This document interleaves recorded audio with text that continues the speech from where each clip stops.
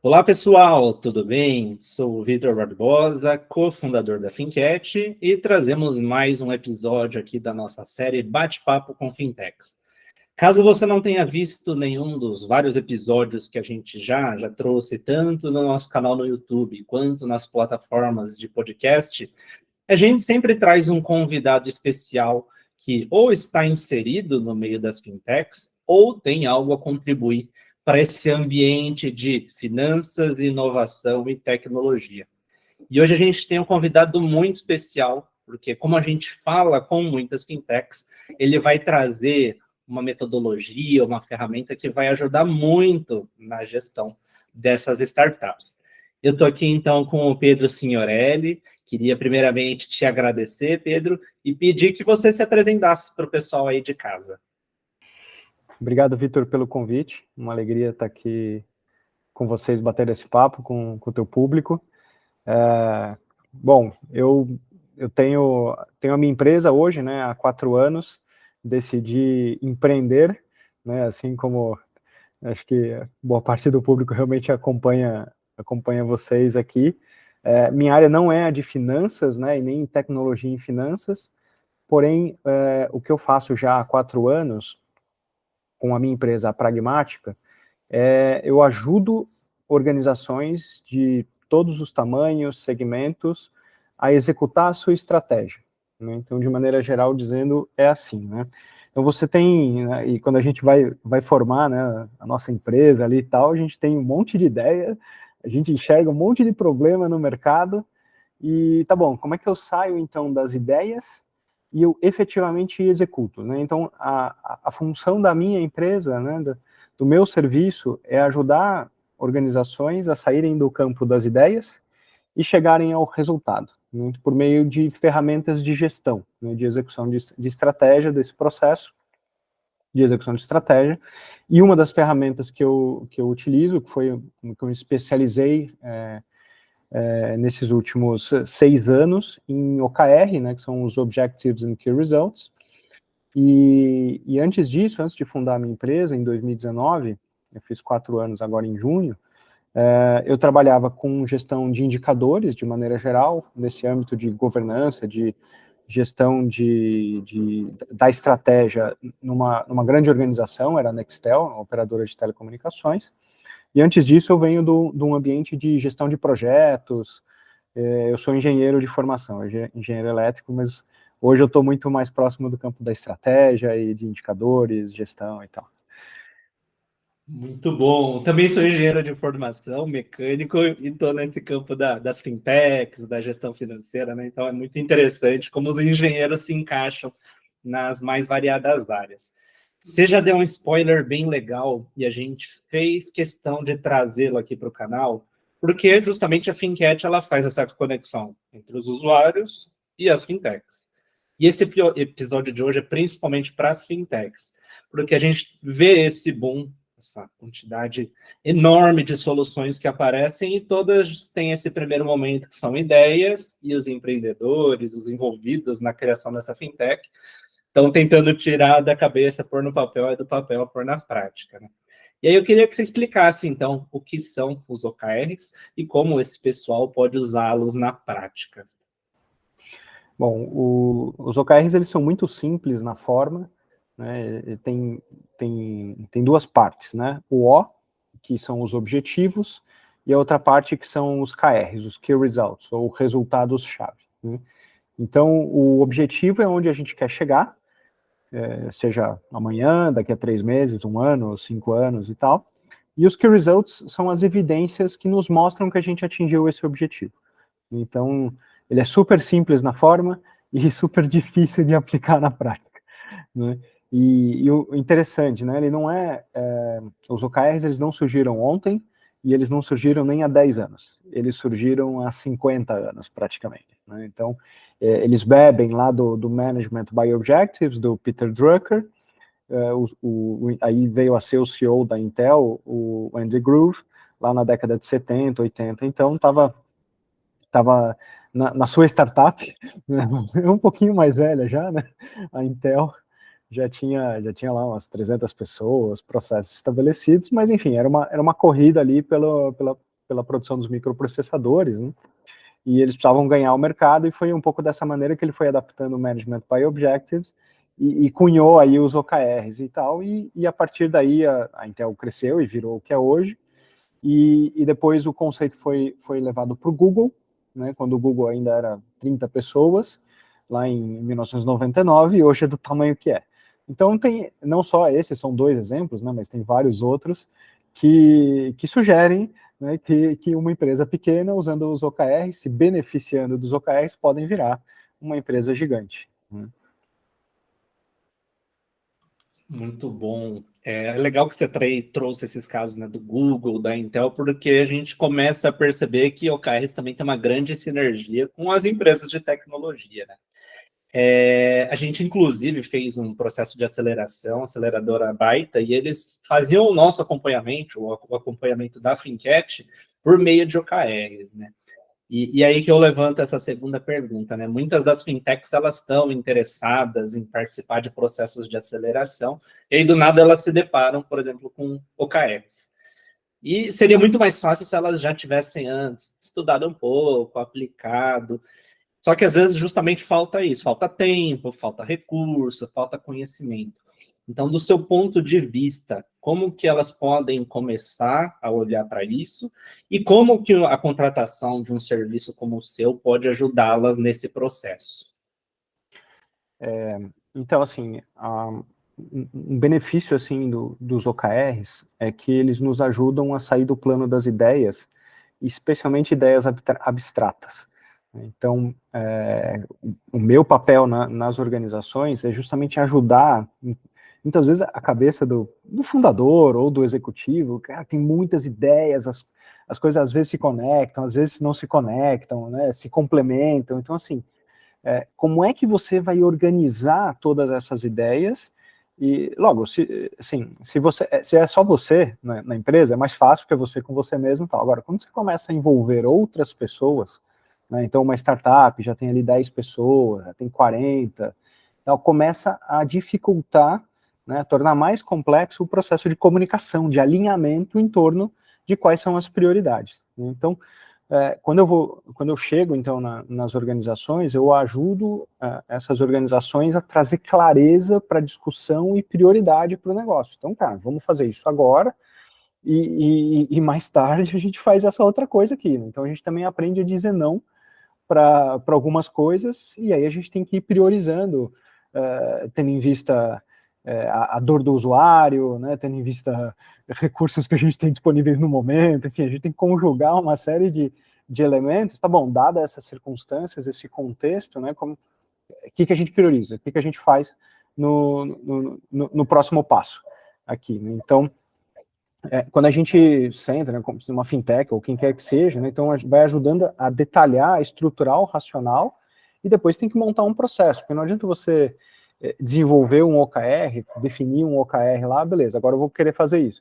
E a coisa vai sair da noite para o dia ou vai sair fácil? Não vai. Então você precisa de disciplina de acompanhamento, você precisa de governança. Então isso é o mínimo, vamos dizer assim, para quando uma startup, né, vai tá começando a se organizar, né, e alinhar a comunicação entre as diversas pessoas. Ela precisa definir aqueles planos, aquelas prioridades para os temas, e depois colocar uma disciplina de governança para executar e ir medindo se aquilo que eles estão fazendo está gerando o resultado esperado, se não está, e fazendo ajustes no plano, né? Muito bom, foi legal que agora você até já começou a levantar uma bola para essa próxima pergunta que eu ia fazer. A gente sabe, muitas vezes, as empresas, as startups, as fintechs fazem o planejamento, mas aí salvam o arquivo, fecha e nunca mais abre. E eu queria saber, do ponto de vista dos OKRs, qual que é o acompanhamento deles? Tem alguma frequência que é recomendado dar uma olhada e comparando o que foi planejado com o que está sendo realizado? Qual que é? Eu sei que não existe uma fórmula pronta, mas qual que seria o melhor dos caminhos para quem está começando a implementar a gestão por OKRs? Eu nunca ouvi falar disso que você comentou, viu? Que define o plano, põe na gaveta, né? Salva o PowerPoint e fica na pasta lá, né? Esse é o ponto, né? Assim, beleza, temos ideias lindas, maravilhosas, o PowerPoint aceita qualquer coisa, né? Então, assim, você você precisa definir esses OKRs e deixar visível, até fazer uma gestão à vista, né? Botar numa TV, botar sei lá, num software, num Google Docs compartilhado com todo mundo, né? E acessar com frequência. Né? Então, acessar com frequência, no mínimo, vamos dizer assim, o time que está trabalhando em torno daquele OKR, a startup pode ter mais de um, enfim, né? No mínimo aquele time que está trabalhando naquele OKR precisa se reunir semanalmente, né, para a coisa andar. Né? Cara, isso aqui tá andando, isso aqui não tá andando, eu achei que eu ia fazer isso, eu não consegui, pô, isso aqui que eu achei que ia demorar, não demorou tanto, isso aqui, pô, trouxe aquele resultado, trouxe um resultado melhor. Então precisa ir fazendo esse acompanhamento semanal, o time, né? E aí você, no mês, assim, num fechamento de mês, assim, se tiver, beleza, você olha um pouco mais o big picture, né? E aí, em geral, você define, não é uma regra, não é, assim, escrito em pedra, mas é uma prática que se faz os OKRs de 3 em 3 meses. Então você define o OKR para 3 meses, acompanha ali semanalmente, mais no detalhe, vamos dizer, olha mensalmente, olha grandes números, assim como estão indo, e aí no final do trimestre você fecha o OKR, você faz uma avaliação daquilo e define para o próximo trimestre quais são os próximos OKRs a serem atacados, priorizados, né? E pensando aqui de volta nesse universo das fintechs, vamos dizer que dá para agrupá-las, né? Nas menores, com poucos colaboradores, nas médias e fintechs gigantescas já como um Nubank da vida. Nesse processo de construção dos OKRs, em cada um desses casos, quem que deve participar? Toda a empresa, só algumas áreas, só a alta gestão? Ou varia caso a caso? O que você recomendaria para o pessoal? A resposta tradicional depende, né? Mas assim, vamos estratificar esse depende, né? Talvez quem já tenha lido sobre OKR ou depois vai ler, se de repente se interessar, vai de repente achar uma regrinha assim, 40% dos OKRs vem de cima, 60% vem de baixo e tal. Eu procuro fugir dessas regrinhas pré-estabelecidas, né? Justamente porque se você tiver uma fintech que está começando, não tem de cima e de baixo. É todo mundo ali junto, misturado, tentando sair do outro lado no dia seguinte, né? Tentando vender o almoço para comer a janta e aquele negócio.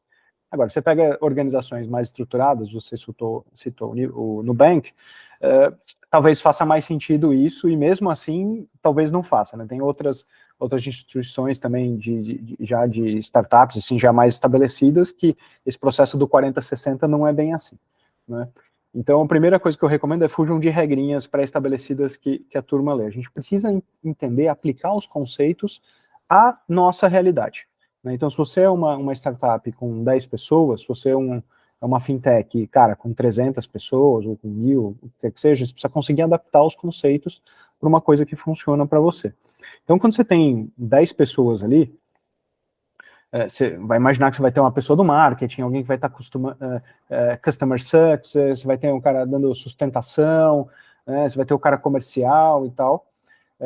Então, especialmente em grupos pequenos, eu acho que faz muito sentido o time todo estar junto, discutindo qual é a direção e como cada um contribui ali no seu pedacinho. Depois, eventualmente, cada área, cada departamento vai ter seu OKR, e especialmente OKRs cross-funcionais, né, entre áreas, que não adianta o marketing tá bombando, né, um monte de lead que não está gerando...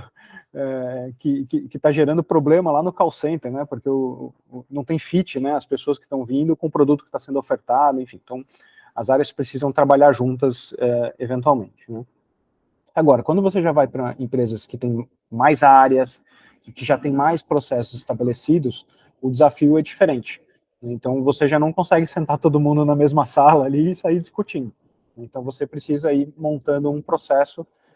Em geral, vai começar lá de cima, olha, estratégia, direção da empresa para esse ciclo é isso aqui, essas são as prioridades. Beleza, como é que cada uma das áreas consegue contribuir? Então, vai para cada uma das áreas, vai e discute, aí depois tem um processo de ida e vinda, de alinhamento, né, vertical, assim, e depois tem que ter um processo de alinhamento horizontal que naturalmente é mais complexo, né, entre as áreas numa organização como o Nubank do que uma organização com 10 colaboradores. E eu fiz aquele cenário, né? O pessoal faz o PowerPoint, todo o planejamento, salve e fecha, eu vou colocar um outro cenário que também o pessoal vai falar, não, nunca aconteceu aqui, mas que é muito comum. Faz aquele monte de OKR, faz aquele monte de meta, é tanta coisa que desanima e deixa de lado. Aí, para o pessoal, principalmente, que está começando a implementar esse tipo de gestão, ou para quem está percebendo que até já tem, mas não está funcionando direito, tem algum número recomendado, ou tem alguma dica para não cair nesse cenário da desmotivação, que é justamente o contrário do que o OKR propõe? Também eu gosto de fugir das regrinhas, né? Talvez as pessoas elas vão ler por aí, não, tenha 3 OKRs no máximo, né? Dependendo do OKR, assim, minha experiência, eu não estou falando de regrinhas, nem de coisas que eu li, eu estou falando da minha experiência. Eu só conseguia trabalhar em 2, no máximo. Mas assim, eu estou falando de OKRs parrudos, coisas assim realmente transformacionais. Porque às vezes o que acontece é que as pessoas definem OKRs em cima de KPIs. E aí, cara, é um guarda-chuva que cabe um monte de coisa dentro, e aí cabe 1 milhão de coisas, e aí que cabem 1 milhão de OKRs embaixo. Então, às vezes, é um problema do próprio processo de definição do OKR. Então, assim, a gente tem que olhar realmente, assim, e vai variar um pouco, né? Lembrei agora de um cliente que falou assim, nossa, cara, você tem... uma área falou para outra, nossa, você tem, eu não vou lembrar o número exato, mas também não importa muito, você tem 4 OKRs, né, na sua área, e porque eu na minha área eu tenho 2. Depende, né, se uma área que tem 4 OKRs, ela tem 50 pessoas, e a outra área que tem 2 OKRs tem 10 pessoas, talvez esteja bem calibrado, né, às vezes não tá. Então, só o número de OKRs por si só, ele não é um grande balizador, a gente precisa entender como é que está essa distribuição pelos recursos, né? Então, se você está definindo muitos OKRs, quer dizer que você tem muitas prioridades, cara, naturalmente a gente não consegue equilibrar todos os pratinhos, né? É muita comida no prato, vai sobrar, a gente não vai conseguir, né? Então a gente precisa conseguir fazer o foco, a segmentação do cliente, do usuário, recorte por geografia, enfim, aí tem que tentar priorizar e aí usar o conceito, né, às vezes muito de MVP mesmo, né? Então, como é que a gente gera valor mais rápido, né, no curto prazo? Também sem ficar criando muito débito técnico, né? Senão você nunca resolve o problema, né? Então eu acho que eu iria meio nessa linha. Infinito, né? Exatamente. Legal. E você comentou também que tem uma série de outras ferramentas, estratégias, claro que desde lá de trás das grandes teorias de administração a gente pode aplicar numa empresa. Nesse caso específico dessas fintechs que estão despontando agora, esse modelo disruptivo, com recursos mais enxutos, além dessa questão do OKR, tem alguma ou algumas outras que você fala, pô, é muito importante o empreendedor olhar para elas? Eu acho que o OKR é uma ferramenta que se ajusta muito bem às necessidades de startups, né, de maneira geral. Por exemplo, se você for falar de um Balance Scorecard, que é um framework super consolidado e tal, ele é muito parrudo para uma startup, né? De repente, se você for olhar, por exemplo, 4 disciplinas da execução, é muito próximo do OKR. Vai ter algumas diferenças e tal, mas talvez se ajuste também, né, de alguma maneira, nesse sentido para as startups. Então, mas eu também não piraria muito assim nesse sentido, né, porque o OKR ele já é bastante simples e muito funcional. Então, acho que assim, com uma ajuda assim pequena, assim, né, você já consegue botar esse negócio para rodar, né, especialmente em organizações menores, né. Então, não ficaria inventando muita moda, assim, não, porque depois você pode até ficar indeciso, né, do que você vai usar, né, e aí, não, mas esse fala de um conceito assim, o outro fala de um conceito de um outro jeito. O próprio Balance Scorecard com relação ao OKR já causa uma confusão na definição do conceito do objetivo. O objetivo no Balance Scorecard é uma coisa, eu, pelo menos, eu trabalho de uma maneira diferente com os objetivos nos OKRs do que no Balance Scorecard, então eu já tive cliente que deu esse tipo de confusão, assim, então acho que funciona muito bem, assim, o OKR, eu não ficaria inventando moda. A gente já teve algumas experiências, alguns contatos com esse seguinte cenário. O pessoal teve uma ideia, e todas as pessoas envolvidas nessa ideia, pessoal de desenvolvimento, programadores, cientistas da computação, E aí fica aquele negócio que é muito operacional e nenhuma das pessoas envolvidas tem esse lado mais estratégico, mais esse lado de gestão. Queria que você deixasse uma mensagem para esse pessoal da importância de um deles desenvolver um pouco essa questão de gestão ou de terceirizar esse serviço, contratar alguém para fazer esse papel no meio deles e não ficar só aquela coisa muito operacional. Acho que esse é um ponto relevante para você sair do outro lado, né? Porque quando você está montando ali tua fintech e tal, tem gente que conhece de maneira muito profunda, né, o seu quadrado ali, né? Só que você precisa da liga, da cola entre esses diversos quadrados, entre essas diversas especialidades, para o produto funcionar de maneira geral, né? Para você achar o product market fit, né, o solution fit e tal. Então, para você sair do outro lado, é importante que alguém faça essa cola entre as diversas áreas, entre os diversos processos, né? Então, você citou 2 caminhos, né? Internamente, ter alguém que, às vezes tem, né? Alguém que já gosta naturalmente desse tema, então, essa pessoa podia um pouco tomar a frente, estudar isso e exercer esse papel. E ter um apoio externo, né? E eventualmente até ter um apoio externo para capacitar alguém. Essa, por exemplo, é a minha abordagem em geral, né? Eu gosto de treinar facilitadores nas organizações. Então eu transmito o meu conhecimento, eu vou robustecendo, né, botando diferentes ferramentas na caixa de ferramentas da pessoa lá, para ela aplicar nas diversas situações, porque a empresa com 10 pessoas, ela vai ter um tipo de problema, a hora que a empresa cresce para 50, para 100, ela vai ter outros problemas, né? Então você tende a depender menos, assim, né, de apoio externo, ainda que sempre uma oxigenação, um apoio externo, ele acaba fazendo sentido, né? Então, você acelera. Eu estava conversando com uma organização essa semana mesmo, né, uma organização super consolidada, assim, gigantesca, bilhões de euros de faturamento, e aí ele estava comentando, né, com essa outra empresa que está interessada em implementar o OKR, e ele falou, olha, a gente, com apoio externo, eu teria economizado 1 ano e meio de trabalho, né, que ele ficou patinando na implementação dos OKRs, e com o apoio externo ele teria acelerado tudo isso, né? Então, se a gente pensar, né, e fintech ou startups de maneira geral, o dinheiro é super escasso, né? Então, assim, fazer um bom uso do dinheiro, né, e você, da área financeira, né, sabe bem a dor que é isso, né, você usar com inteligência o dinheiro, né, para você, assim, não, cara, pô, nós vamos, sei lá, botar uma grana num apoio externo, que é uma grana que eventualmente poderia, cara, você paga um mês de um dev, né, trazendo uma ajuda externa, né? Porque às vezes você ganha 6 meses, 1 ano, 1 ano e meio de caixa que você estaria queimando com as próprias horas que vocês estão lançando, ou custo de desenvolvimento externo que você está trazendo, né? Então, ter essa inteligência na hora de aplicar o dinheiro, né? Porque você traz valor, né? Pô, você ganha 1 ano e meio, né? Só fazer uma conta básica, né, o valor da hora de cada um, vezes a quantidade de horas daquela reunião, vezes a quantidade de reuniões no mês, no ano, né? Então, assim, é um dinheiro muito grande, né? Então, se você conseguir usar com sabedoria, né, e um apoio externo que vai te acelerar realmente, no fundo você está economizando tempo, né, que para uma startup, especialmente em early stage, né, isso aplica para todas, né, mas o tempo para as startups, de maneira geral, tempo é dinheiro muito nesse caso, né, então é muito valioso para eles, né. É muito bom tudo isso que você está trazendo, que reforça uma série de pontos que a gente acaba conversando com as fintechs, na própria consultoria financeira também mostra que é isso, né?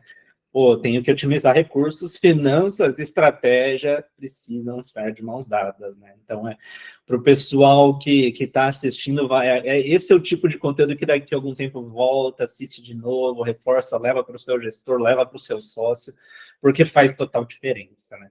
E eu tenho certeza, Pedro, que várias das fintechs que estejam nos assistindo, ou alguém que esteja interessado em montar uma startup, ter um novo modelo de negócio, podem ter justamente esse interesse em conversar com você, continuar esse bate-papo, eventualmente contratar esse seu serviço muito legal que eu achei de formar o facilitador interno. E aí queria justamente que você deixasse os contatos, o site, LinkedIn, redes sociais, para o pessoal evoluir essa conversa com você depois. Não, legal. Eu estou bastante presente no LinkedIn, então Pedro Signorelli, OKR, e o meu site é www.gestãopragmática.com.br. Então, nesses dois canais me acessam facilmente, eu publico bastante coisa no LinkedIn ali. No meu site, estou alimentando ainda a parte mais de blog, de conteúdos e tal. Eu estou bastante focado em apoiar mais as empresas, né, em geral, do que propriamente colocar o conteúdo lá porque a minha visão é de uma aplicação prática, né, não só leitura de textos, assim, porque foi desse jeito que eu aprendi e foi muito difícil aprender no PowerPoint e tal. A prática, ela me ensinou muito mais, né, e de maneira muito mais rápida. Esse ambiente de fintechs, startups, é muito prático. Então, claro, o conhecimento, a teoria é importante, mas nada melhor do que essa prática, né? A gente já está chegando no final, Pedro. Mais uma vez eu quero te agradecer, reforçar para o pessoal fazer a conexão com você, e queria justamente que você deixasse uma mensagem final reforçando a importância desse uso dos OKRs no dia a dia. Obrigado pelo convite, fico muito feliz com esse papo aqui, e eu acho que a mensagem, assim, né, não desistam, tentem, vocês vão errar, aprende, tenta de novo, e cada vez, assim, vocês garantam que vocês estão caindo em cascas de banana diferentes, né? Porque cair em casca de banana a gente vai sempre, mas que não sejam as mesmas, né? Porque quer dizer que a gente está aprendendo ao longo do percurso. Aprender com os erros sempre, né? Ainda mais esse ambiente de tanta incerteza no mundo das fintechs, né? Pedro, muito obrigado, viu? Foi um prazer enorme. Se o pessoal também tiver alguma dúvida, algum comentário, pode deixar aqui que a gente encaminha para você. Agradeço também você que assistiu esse nosso conteúdo, manda para os seus colegas, é sempre muito importante a gente trazer essa ideia da gestão e da estratégia para os nossos negócios. Não esquece de deixar o seu like, se inscrever nos nossos canais, e a gente se vê no próximo Bate-Papo com Fintechs.